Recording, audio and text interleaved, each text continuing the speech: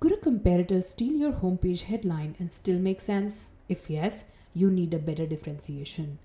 I'm including a free tool in my show notes which has my only so you formula to justify your premium pricing instantly. Head to the show notes and grab it now.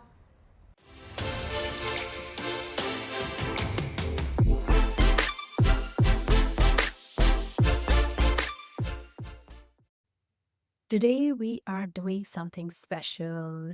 Hey family, welcome back. This is part one of six pillar series that I'm starting today. And I'm very, very excited about it because this is where every great brand begins, but where most founders fail. So when I have so many female founders, entrepreneurs, small business owners coming to me and discussing about their brand strategy, this is where I hold them first, ask questions which help them further see the value that this framework brings to them. This is a 8-week container program with this very strong six pillars. The first pillar we're discussing today is substance. If you've ever looked as a founder at your website, Instagram, or LinkedIn page, but do not feel anything, how does that make you feel?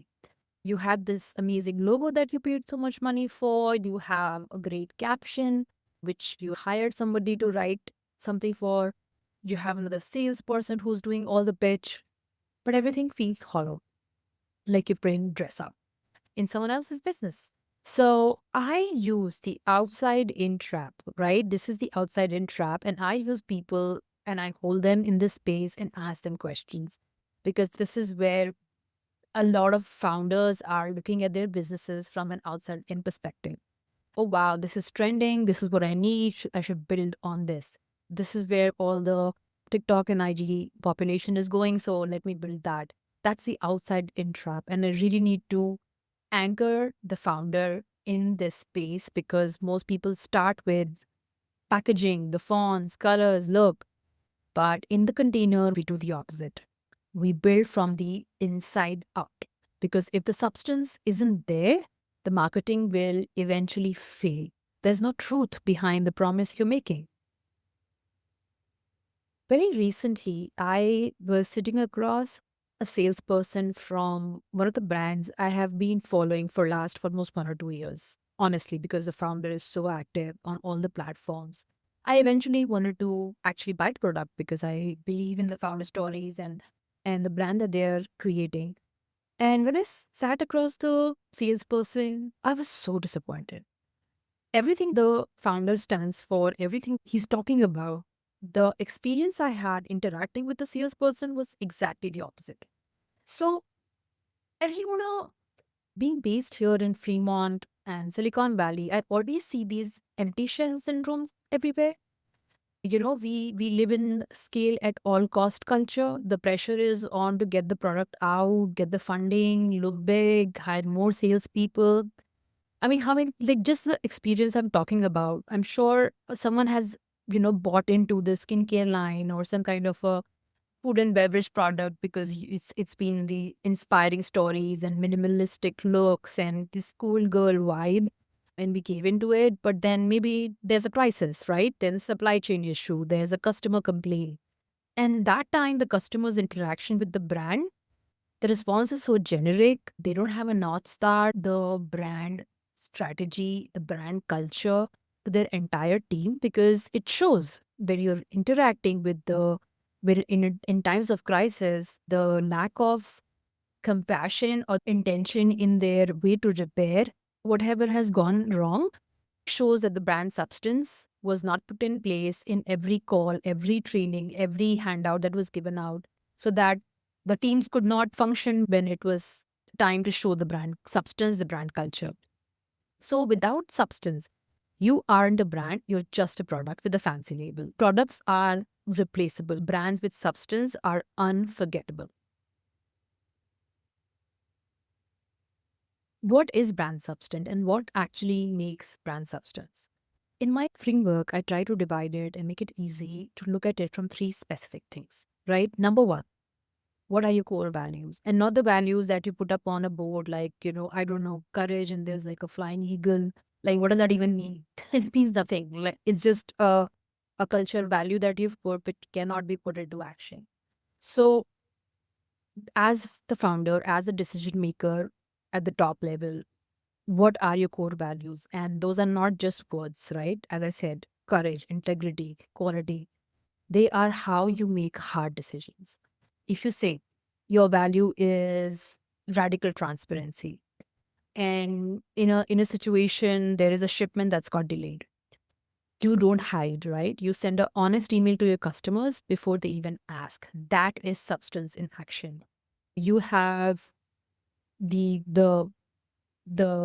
value is, again, I'll take courage as an example because Brené Brown is my favorite. Courage is, for example, you have a team member coming in late every morning.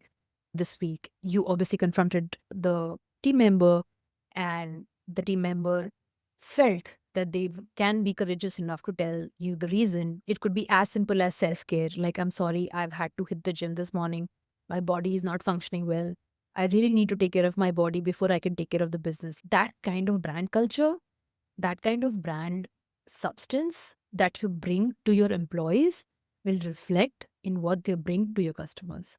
So, your core values are not words written on the wall, they are values that you live by.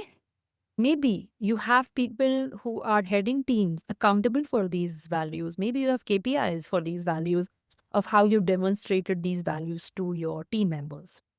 So I really think core values are something that you can not just, it's not fluff. You can't just whip it up and write something.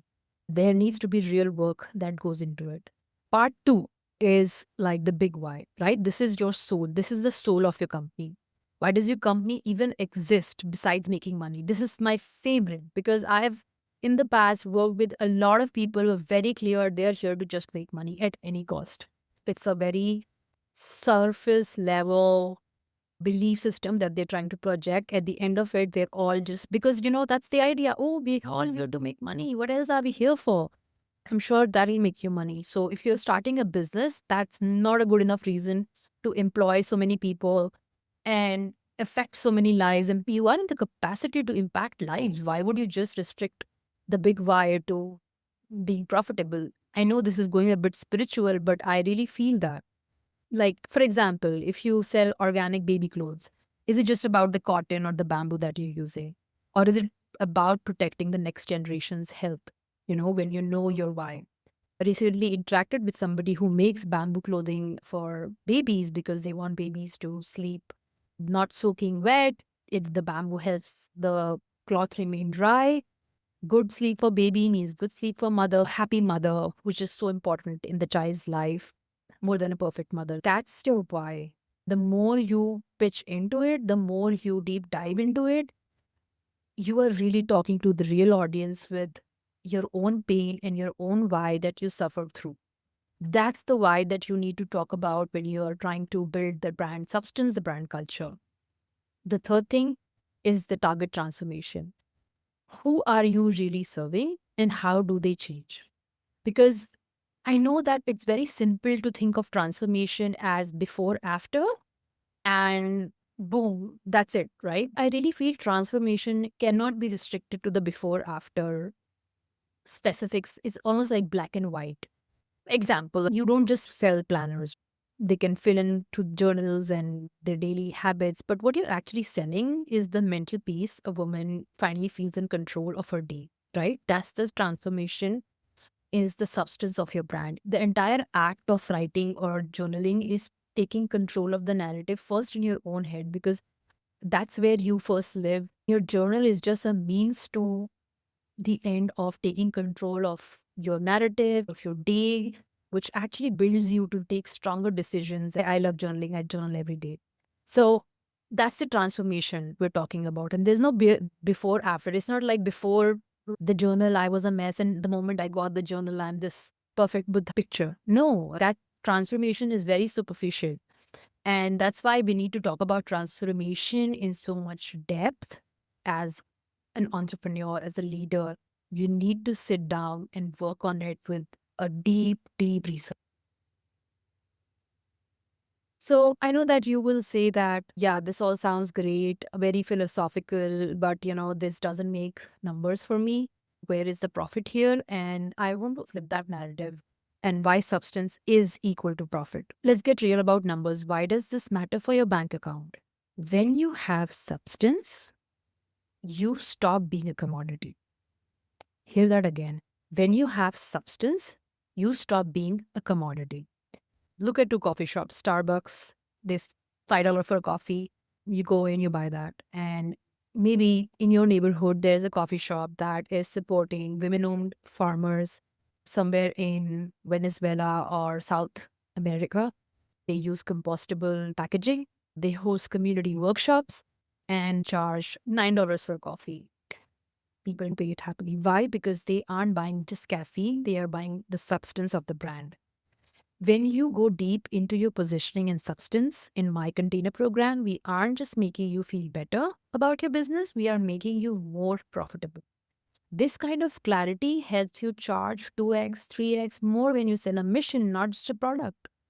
You already heard about my differentiator sheet. Go in my show notes, check it out, download it, see what it brings to you. But I really want you to do something today, micro action. Open your notes app on your phone right now, write down 3 values your brand would die for. Not the ones that look good on the website, but the ones you actually live by. If you can't name them in 30 seconds, you have a substance problem. And that's okay. That's why I'm here. Next week, we're moving into the pillar positioning. We're going to talk about how to stop being one of the many and start being the only choice category of one.